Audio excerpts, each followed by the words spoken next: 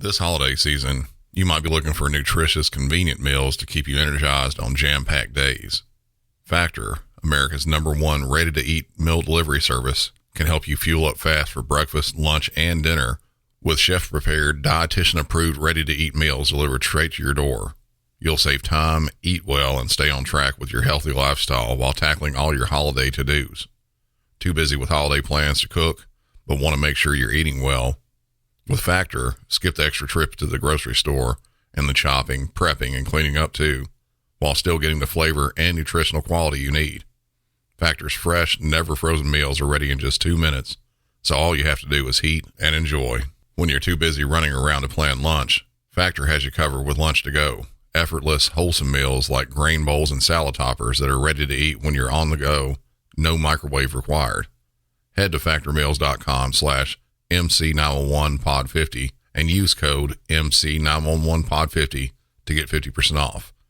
That's code MC911pod50 at factormeals.com/MC911pod50 to get 50% off. With HelloFresh, you get farm-fresh, pre-portioned ingredients and seasonal recipes delivered right to your doorstep. Skip trips to the grocery store and count on HelloFresh to make home cooking easy, fun, and affordable. That's why it's America's #1 meal kit. Whether your resolution is to save money, eat better, or stress less, HelloFresh is here to help you do all three. Say hello to your most delicious year yet with fresh ingredients and chef-crafted recipes at a price you'll like delivered right to your door. So you've resolved to actually sit down and eat dinner around the table, but what do you do about those nights when your schedule is packed? Turn to HelloFresh's lineup of quick and easy meals, including their 15-minute recipes designed to help minimize mealtime stress. Every single meal I've had from HelloFresh has had easy-to-follow instructions, fresh ingredients, and when it's done, I feel like I'm out at my favorite restaurant. Go to HelloFresh.com/MC911free and use code MC911free for free breakfast for life. One breakfast item per box while subscription is active. That's free breakfast for life at HelloFresh.com/MC911free with code MC911free.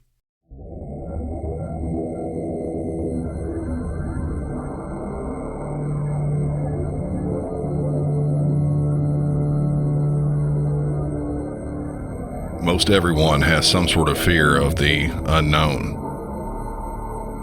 Sometimes that can be a branch of some sort of other fear. That suspicious-looking person standing in the shadows of a street corner. You don't know what they'll do, if anything at all, as you walk by.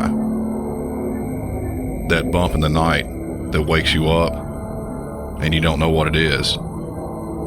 Maybe it was a scratch at the window.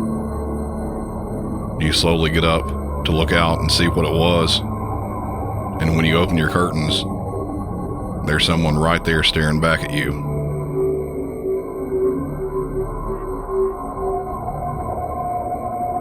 Today's episode isn't really involving anything like that.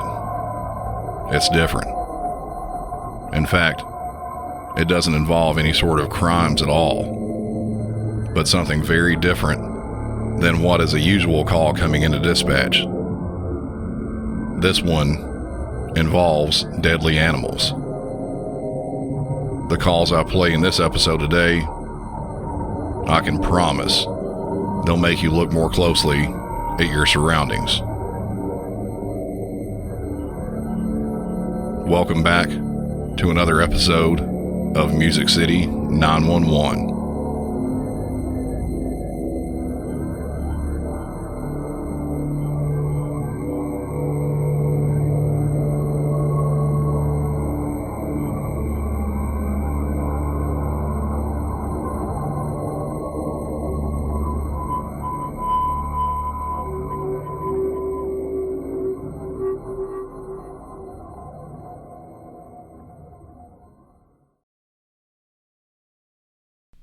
In this episode, I have 2 calls to play for you.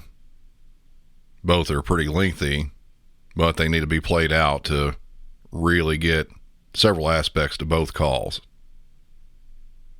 They're both incredibly tense and even scary.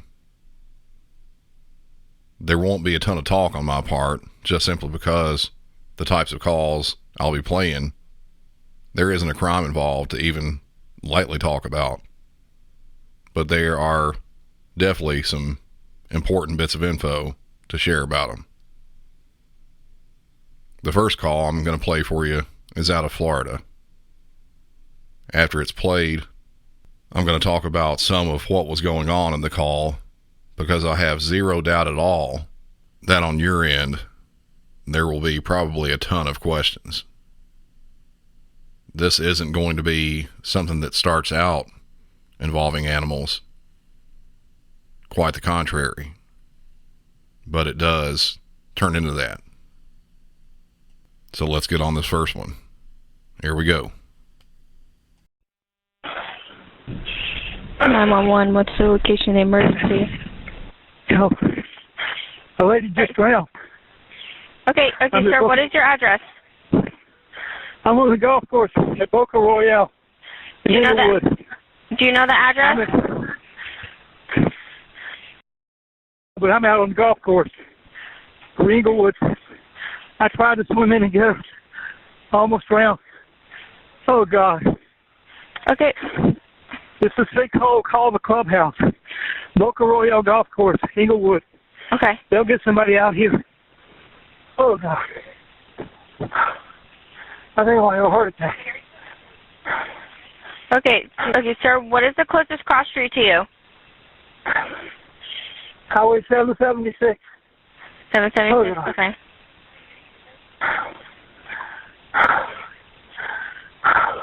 All right, sir, what is the phone number you're calling from in case you get disconnected?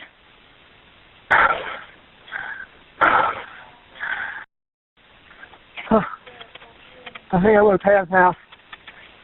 Okay, sir, just stay on the line with me. Oh. Oh, God. Oh. Sir, stay on the line with me. Don't hang up.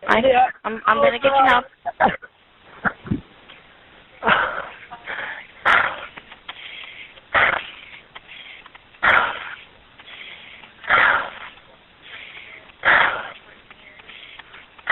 Okay, sir, tell me exactly what happened. I was playing the 6th hole, and this lady was across the water, looked like she was trimming the edge, and she fell in. She was screaming. I tried to get to her, and she went under. I just couldn't find her. I thought I was going to die. Oh, God, my chest hurts. I'm 70 years old. Okay, so you are calling for medical for the lady, right? For the female? Or do you need an ambulance? She's gone. She's gone. She's under the water. Oh, God. I don't think I'm going to make it.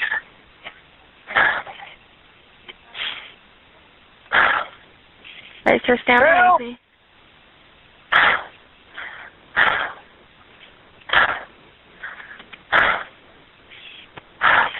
Help! Oh, God.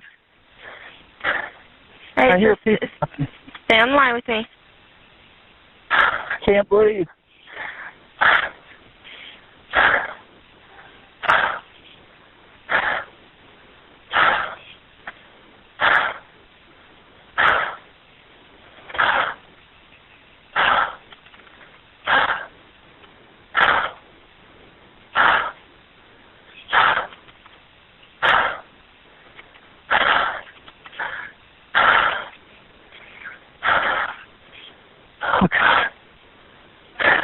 Are you at that location now? I'm on the golf course. Okay. It's almost at the green. Hole 6. Oh, oh, God. I just couldn't get to her. I tried. Okay, what type of body of water is this? It's a canal.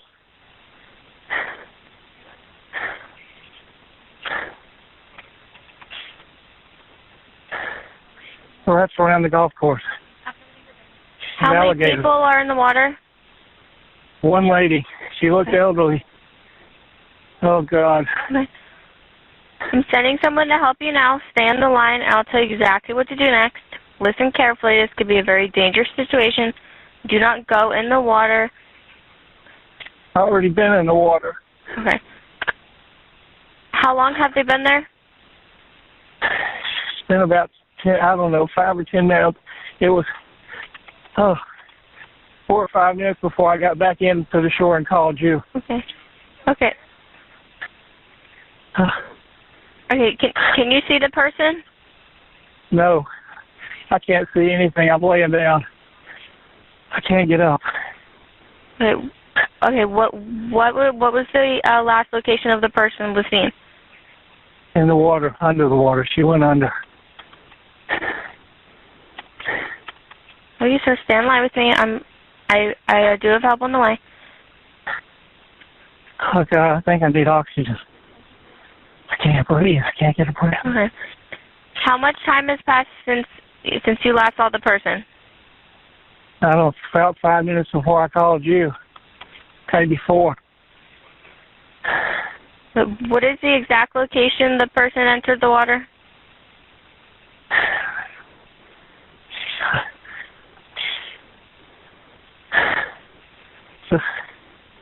Beside me.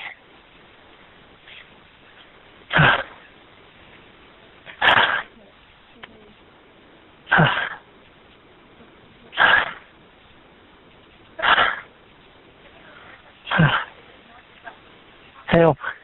Okay, sir. Is it north or south of the intersection of Gulfview Drive and North Cayman Isles Boulevard? Is it north I don't or? know. Do you know? Okay. I don't know. I don't know. Hole 6. The 6th hole on Boca Royale Golf Course. Hole 6. That's spring. No, help me. You said hole 6, sir? What do you need? What do you want me to do for you? My wife's calling 911. They're on the phone. Okay. Yeah. A woman fell in the water. She drowned. Okay. I tried to Sir, get her. caller, can you hear me? And she's talking to you. Yeah, this is... Okay. I do still have some questions for the man that called. I do have help on the way though. Okay. Okay. How? Are you okay? I can't breathe. What do you want me to do for you? I tried to get her. Where's she at? She's under the water. She's under the water right here? She's gone. Oh, damn. She was on the other side. My wife's calling you now. She's calling 911 too. Okay. How far from the shore are they? Well, we're on the 6th hole of Boca Royale, and then there's a canal right on the 6th hole. And this gentleman said a woman's drowned, and that's right on the canal. They're in the canal. Okay, but how far from the shore are they? Can you ask him? How far from the shore, do you know? Or from the canal? 50 feet. 50 feet, maybe? Can you see her if I go over there? I don't. She was underwater. I swam out there. I couldn't get her. God damn. Okay, sir. Do you have sir? Do you have a street address? Yeah. That we can use? Yeah. Go. I'm in Boca Royale. I need to get on that side of the canal. Well, if I can't get her, she's under the water. Okay. My wife just said they're on their way. You stay here. I'm going to go see. There's a woman that drowned over here. I'll be right there. I just want to see her. Oh, God. Oh, my, yeah. Oh, I wish I could have got to her. Oh.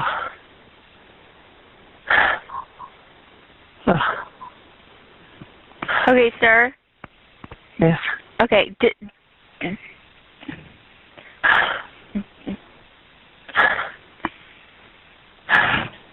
Describe the person's appearance and clothes. The woman. I was 80, 90 yards away on the green. She was working around the edge. She looked like she was late 80s, thin, gray hair. She fell over the side. The other side of the canal from me. Okay. Oh, God. I just can't get a breath. Do you know what she was wearing? No, I don't. Oh. Yeah, right. What can I do for you? I just need air. Okay, sir. I am sending you help as well. Okay. Okay. And I see the woman. She's just floating in the water, about 50 feet. Okay. So you can see her now? Yeah, I can see the body. Yep. And I would jump in, but I mean, she's dead. And No, do not jump in the water. Okay, good. So I see the body, and I hear some sirens too. I can hear them come in. Are you going to be all right? If I could just... Do you want me to lift you up or anything? No, I thought I just need air. Okay. Okay. Is anyone injured? Are you doing all right? Do you need any help at all? I think I drank some of that water. I got to her. I just couldn't find her. Maybe bring a... What's your name? Maybe bring a backup plane on the ground. Okay, I do have help on the way for him and the female as well. Okay, good. Okay, well, do you want me to stay on the line with you, or what do you want to do?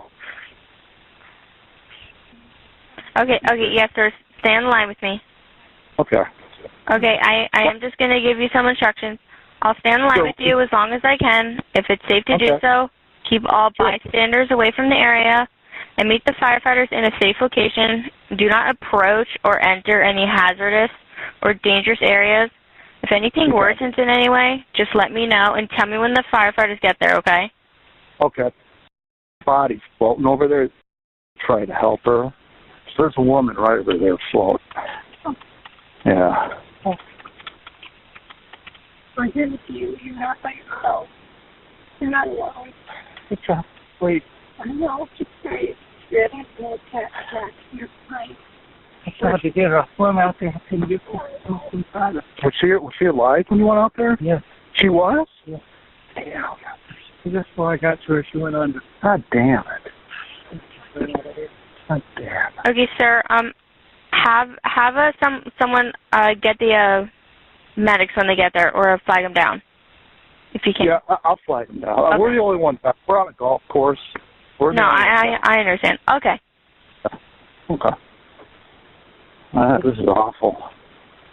I'm walking over there now.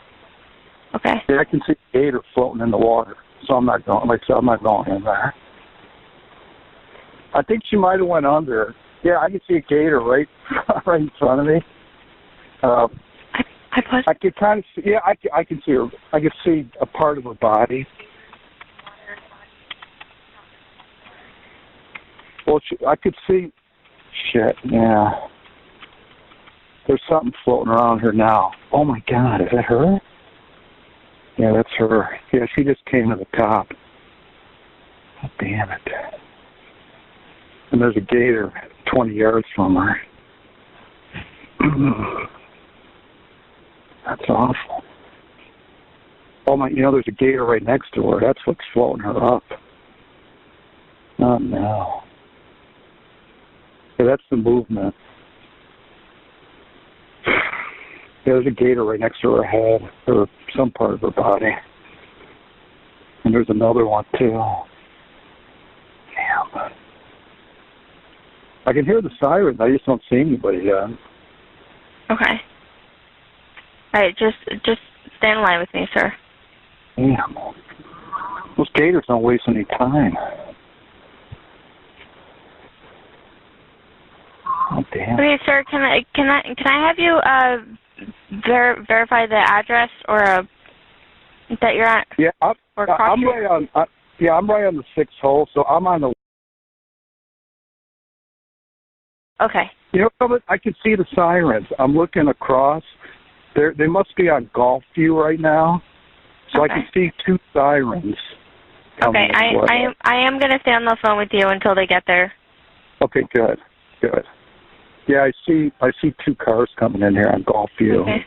Can you still see the woman's body? Yeah, I can. Yep.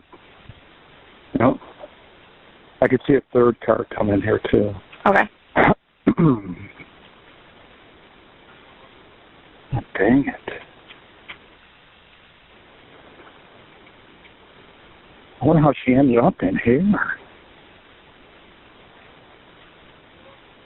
Okay, now I see a fourth car coming in. Looks like there's a fifth car. So you guys got the troops coming in. That's good. Yeah, that's a fire truck. Looks like a cop car. Okay, so I'm going to walk over, see if I can flag these guys down. Okay, sir. Stay on the phone until they are with you, though.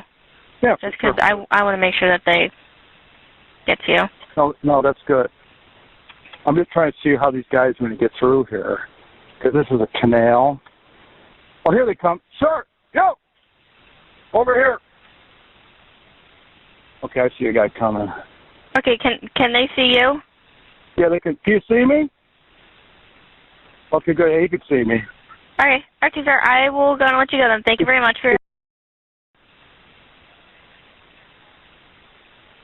He looks like he needs help. So we got a guy coming right. Okay, so are you with them now? Yeah. Okay. Okay, sir. I will go. I wanted to play that entire call to let you, just like in other episodes, be in the dispatcher's chair and feel as much like they do when they have to stay on the line until help arrives. Sometimes it can be several minutes just like that one. I'll start off by addressing some things that I'm sure are on everyone's minds right now. The response time is one thing. It did take a long time to get there by national standards. I'm not sure how far away the closest fire or medical station was to this golf course, but regardless of the distance, the golf course itself will likely add several minutes onto the response time. Places like that are not equipped to have big vehicles like fire trucks or ambulances to go on even their paved pathways. An attempt to do so could possibly break through the concrete and get the responder's vehicle stuck. And even if that concrete was rated for weight like that, there's usually no way for vehicles that size to access the course. So likely they had to park in the parking lot outside and walk their stretcher in. They could have been provided a golf cart in, but that likely also wouldn't have happened because the stretcher wouldn't have been able to have been transported on one of those safely, and certainly not with a patient on it on the way back. I think that if the patient would have been in the parking lot of a grocery store, that 15 or so minute call would have been cut to 10 minutes or less. That covers the response time. When looking at calls like this on news or other type of sources, I like to read the comments and see what they're saying about the calls. One thing glaring about this one was comments about the dispatcher. There were questions all around about her. Why did she take so long? Why did she ask the questions when she did? Why did she ask those particular questions? Why were there pauses? Things like that. Now, while I can't answer some of those with absolute certainty, though I can on a couple, I can give you my opinion of what was going on. I can't be sure, but I believe that could have been a newer dispatcher. Could have been one in training, not sure. That's no excuse for some of the slower bits, but it can explain at least a portion of it. It sounded like the software she was using maybe was still a bit new to her. As I said, I can't say that for sure, but I've heard enough trainees and new dispatchers to know how it is. The slower bits, like I was saying, the pauses in between questions and such, as well as the rest of the questions, I think I can pretty firmly answer about.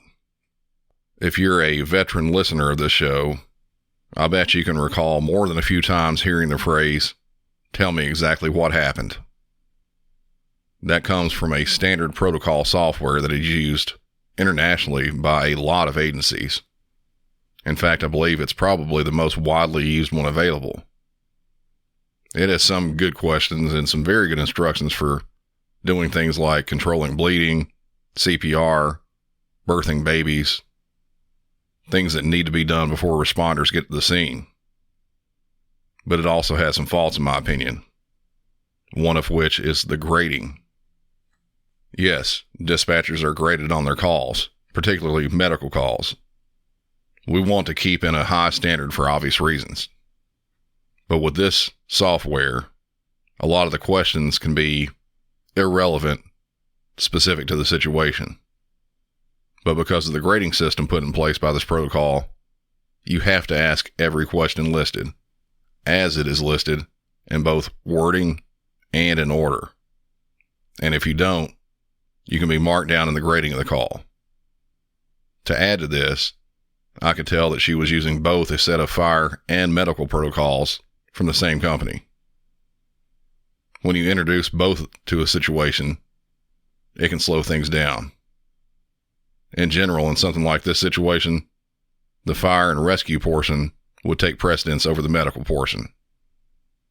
There's someone in the water that's likely drowned, still in the water. That makes this a water rescue. Special equipment is needed for any retrieval of the victim. Depending on the size of the body of water she was in, that could either mean rescue swimmers, a boat, or maybe even a combination of both. So you have to start there to rescue the person out of the water. In general, people that have been without air for around 4 minutes have already passed. But that's just an average. There have been cases where someone has been underwater for much longer than that and still been brought back. So every bit of angle had to be covered just in case that was a workable arrest. Then you have to jump to the medical side after you get through with the fire side of things. The original caller, he tried getting her out of the water. He's an elderly man as well. At the point that we were listening to him on the phone call, he was likely having a heart attack. Obviously, he was having trouble breathing on top of that. So questions and instructions regarding that would have to be fielded as well. Transitioning from one to the next isn't as seamless as it should be. And then you have the other hugely glaring issue, the alligators. You can't predict what these animals are going to do. In Florida, I'm sure they're more used to dealing with these animals. But on that issue, I can't really comment on how they would deal with it. Here in Tennessee, believe it or not, alligators were native to the area and lived here for a long time. For several reasons, they're not as prevalent anymore. But there have been sightings in West Tennessee, one recently just outside of Memphis in Fayette County, at the Wolf River Wildlife Management Area. They're opportunistic feeders who usually just eat smaller animals like fish and turtles. But being they're opportunistic, anything that comes in their path could be made a meal. In this case, the drowning victim was trying to clear some weeds right by the water. Gardening, of sorts. She slipped and went down a slope into the water, and while there, one alligator grabbed her by her right arm, and another got her left hand and pulled her under the water. While I say drowning victim, an official autopsy report hasn't been released. It's thought, though, that she drowned, but likely the cause of the drowning was her being pulled under the water by the alligators. The man who jumped in the water to try to save her is 70 years old. He did suffer a heart attack, but is expected to recover from that. While most listeners may likely never have even been close to an alligator, if you're around a spot that has them, whether that be you live there or just on vacation, a good rule of thumb is that you should consider every body of water to have gators in them. That's what most people in Florida go by. I'm sure in other parts of the country that have them, they try to spread the word of the same. The next call, even though the first call was a lot, this one is even more chilling. Frederick County 911, what is the address of the emergency? 7613 Iron Gate Lane. 7613 Iron Gate Lane. The bear has attacked me. I'm laying in the driveway. What attacked you? Bear, and he's still here. Please help me. Okay, Please help me. What is your name, ma'am? Karen Osborne. Please come now. Please come now. Send someone now. I'm being attacked by this bear. He's coming back. Hurry. He's broken my arms and my legs. I can't move. And I'm bleeding. And I'm going to die. Please hurry. We are responding to help as soon as possible. Oh my God, here he comes. Oh Lord. Please, dear God, no. Please, dear God, no. Hurry, sir.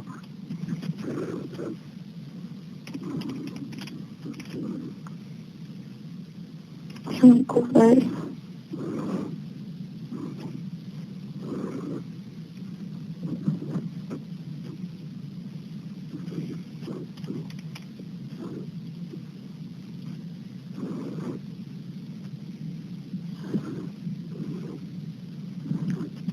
Did you hear me? Sir? We have help started, ma'am. I'm going to stay on the line with you. Okay.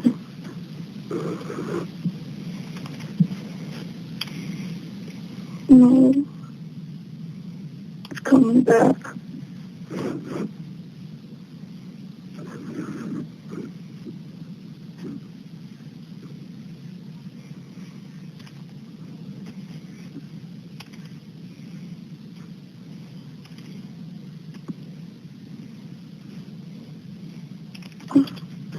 He's getting ready to attack me again.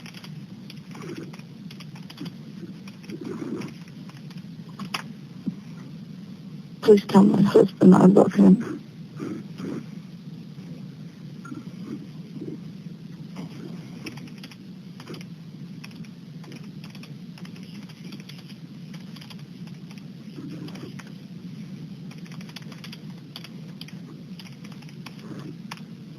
How long will it take them to get here?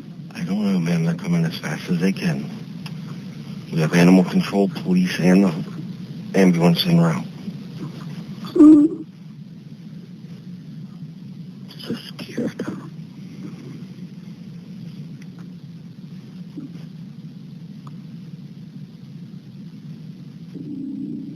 It's getting closer.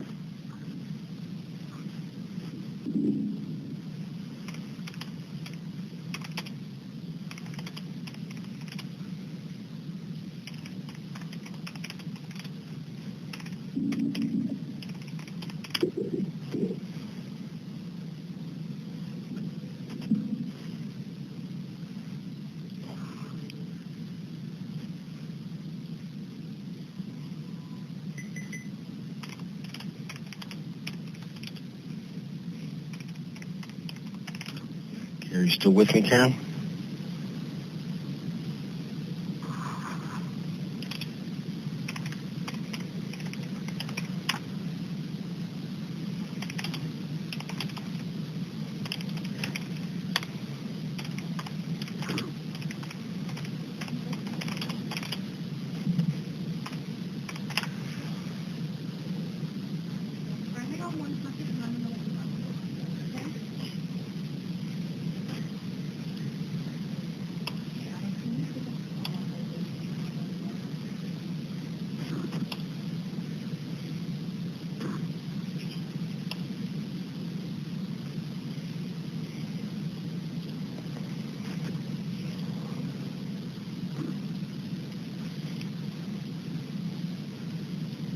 Please hurry. They're coming as fast as they can, Karen.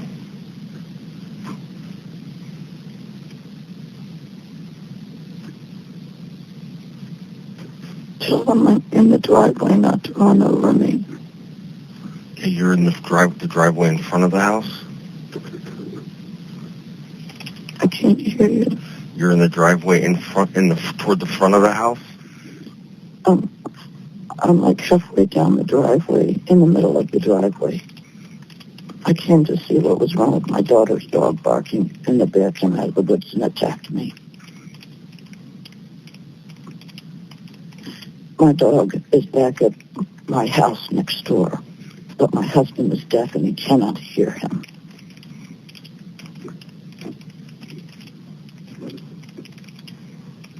His number is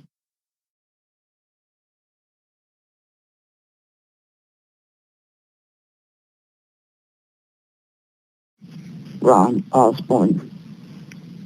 Please call him and tell him not to come here to wait for animal control, or the bear will attack me again. And where's the bear now? Do you see it? Right behind me.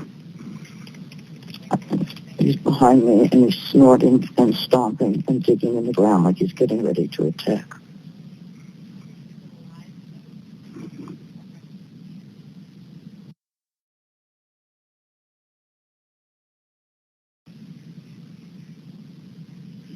He's moving again. Dear God, help me. They're coming as fast as they can, Gary. He cannot come here. The bear will attack him.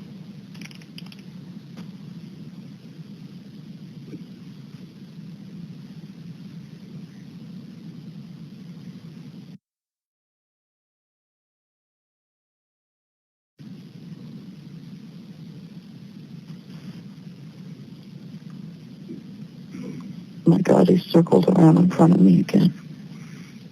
He's trying to kill me.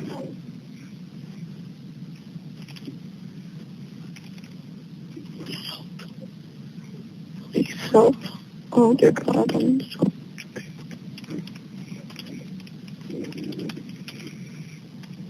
Oh, dear God. Are those sirens for me? Please. They should be if you can hear the sirens.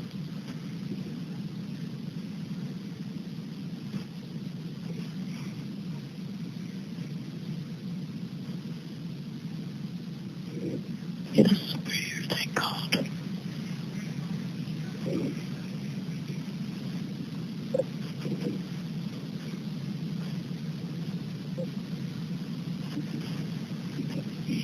They're going to run over me. They're going to run over me. Do you see them coming down the lane? He's right here in front of me. And where's the bear now? I don't know. He was in front of me. He circled around from back to in front of me. Okay, but now you have the sheriff's department on scene, right? Yes, sir.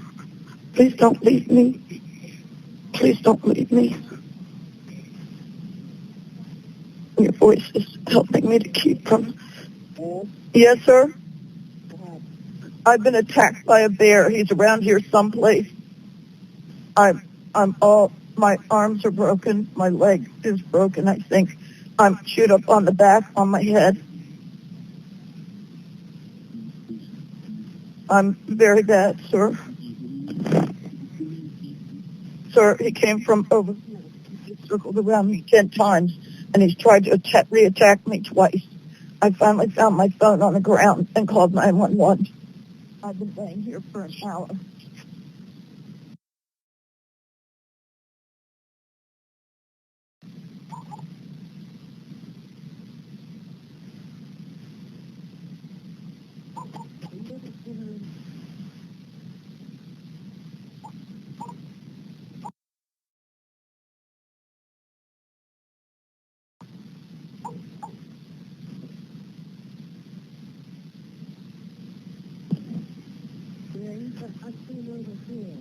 Is there any way that we could keep her up? You say that right about where my flashlight is. I need to get my daughter's dog inside too. The door's open. What hurt him? He broke my arm. He broke my leg. He bit my head, my face.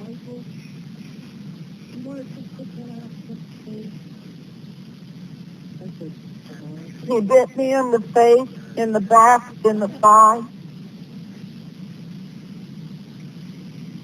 He broke my arm in 2 places, I think. He attacked me 3 times.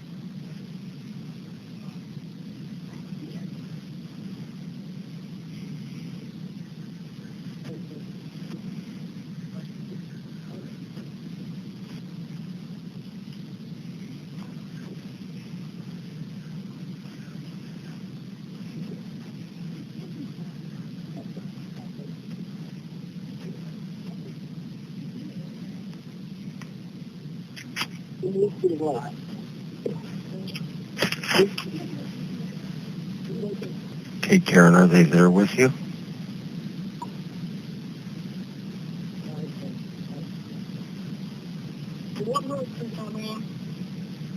He bit me in the face.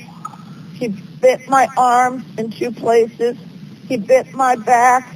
He bit my legs. He bit me on the top of the head, in the face.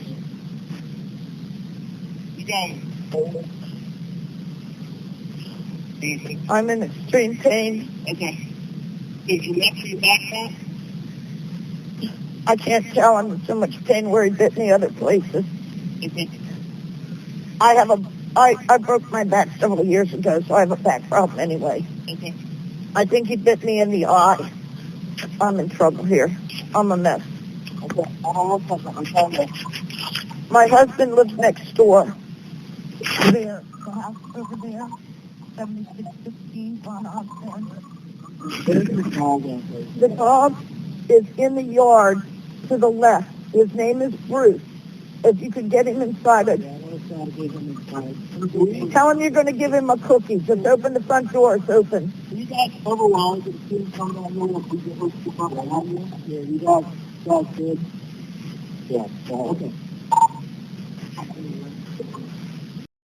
When she said the bear was still there, and then later right behind her, for me anyway, the entire dynamic of the call changed, and it was beyond eerie. Like I said before, scary even. When she first started talking, I wasn't sure why she was talking like she was. But after that bit, it all made sense. Most of the time that someone has been mauled like that by anything, whether it's a person or an animal, they're hysterical. She was being quiet, trying not to provoke any further attacks. A few comments I saw said the dispatcher was also trying his best to limit questions and also remain a bit more quiet, hoping to do the same regarding the attacks. This call occurred in Maryland and was the first documented bear attack on a human in 81 years. It happened in the driveway of the caller's home just after 9 p.m. According to reports, she had wounds on her head and body and a broken arm. Once she got to a hospital, she had to have 70 stitches. Bears like this, the black bear, can have a wide range of size, with males on average getting up to well over 500 pounds, and the biggest recorded wild black bear was an estimated 1,100 pounds. This bear was a 200-pound female black bear. Luckily, the bear was able to be tracked because it had a radio collar on, which had been placed on several bears to try and track several items to help with general wildlife management. Once the bear was located, it was euthanized. A common belief when being attacked by a bear is to play dead, to thinking that it will leave you alone afterwards. This is valid, but not for black bears. This would only be the case for brown bears, sometimes known as grizzlies, and even in this situation, it's only valid if it's a mother bear who is defending her cubs. According to bearsmart.com, if you're attacked and physically contacted by a bear, if it's a black bear or a predatory brown bear, you should absolutely fight for your life. Use whatever you can to try to fight the bear off. Rocks, sticks, whatever you can grab onto and use, you should. Aim for the face with what you have. With the playing dead for certain brown bear attacks, you should cover your head and neck with your arms and hands to try to protect them until the attack is over with. Bears in general have a pretty wide range, with a majority of American states having a population of at least some, and also widespread almost all throughout Canada. Even as far south as southern Florida, there are bears. Here in Tennessee, we also have them, mostly in the mountainous areas of East Tennessee. So those of us local to me here in Middle Tennessee are safe. Or are we? Frequent sightings have happened well outside their normal range. They're starting to move around in Middle Tennessee as well. Sightings in Cookeville and in Macon, Coffee, and Franklin counties have happened. And more recently, a bear has been spotted in Sumner and Wilson County. A guest of this show, a long ways back, Judy Langston, who was one of my supervisors, she was traveling on her way into work one morning in the northwest corner of Davidson County and called me while she was driving, saying that she swore she saw a bear on the side of the road. At first, I didn't believe her. I thought there's no way there could be one in this close. The bears are way up in the mountains a couple 100 miles away from here. That's when I looked up and found the info about the one sighting there in Sumner County, which isn't that far from the portion of Davidson County I was talking about. And for those of you outside Davidson County, Davidson is the county where Nashville is. Yep, we have bears. So if you live in an area where there are bears, if you're out on a hiking trail or camping or whatever, as you move through the area, make a lot of noise. Carry some bear spray if you can find some. Be prepared. Personally, if I was to live in the mountains, I'd buy some bear spray to carry around with me. Better to have and not need than need and not have. That's it for this episode, but before I go, I have another podcast recommendation for you. This one is called California Dreaming. It's a well-established show that is a much longer format. By that, I mean one case is talked about in great detail over several episodes. The host is great, but without me saying too much, I'll let her explain it a bit better. California Dreaming is a true crime podcast launched in 2017 that delves into the dark side of the Golden State and sometimes beyond. Born and raised in California, I not only cover the crimes that have fascinated me over the years, but the ones that have fascinated you as well. With a backlog of hundreds of episodes and bonuses and dozens more on Patreon, you'll have countless hours to binge. And with soothing music and a unique, quiet intensity, you might just be lulled to sleep. Almost every episode is over an hour long, ad-free, with no loud bursts of music or audio clips. California Dreaming is available on all your favorite directories, so hit subscribe and give it a try. It just might be your new go-to bedtime podcast.